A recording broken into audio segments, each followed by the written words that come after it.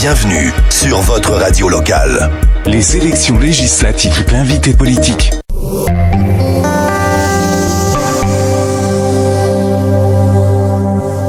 Retour sur le deuxième tour des législatives 2024 en Lot-et-Garonne avec tout d'abord la première circonscription, la victoire de Michel Lozana.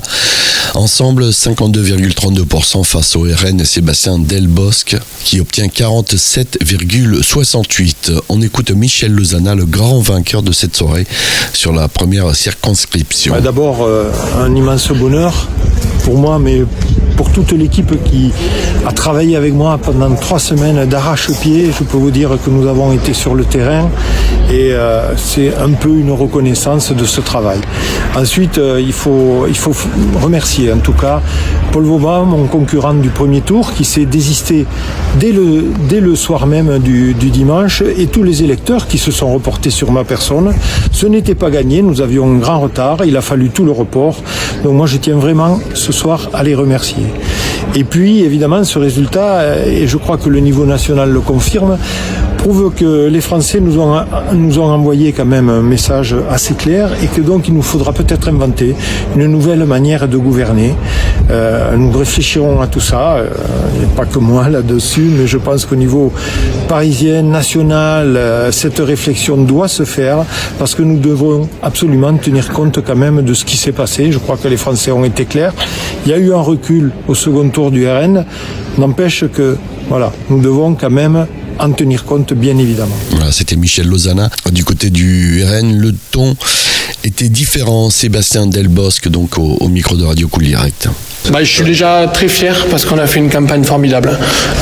J'ai pas encore les chiffres définitifs, mais on fait 48-52 grosso modo. Je suis très très honoré de m'être battu pendant ce mois pour tous les Lot-et-Garonnais qui ont cru à nous, qui ont cru à notre projet.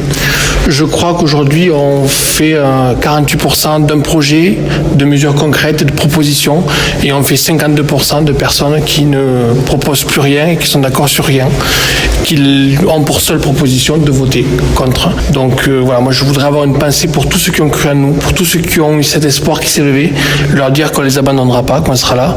Mais effectivement, j'ai peur que notre département et notre pays continuent à s'enliser. Là, de suite, je peux pas vous dire. Je vais faire le point à froid et on verra plus tard.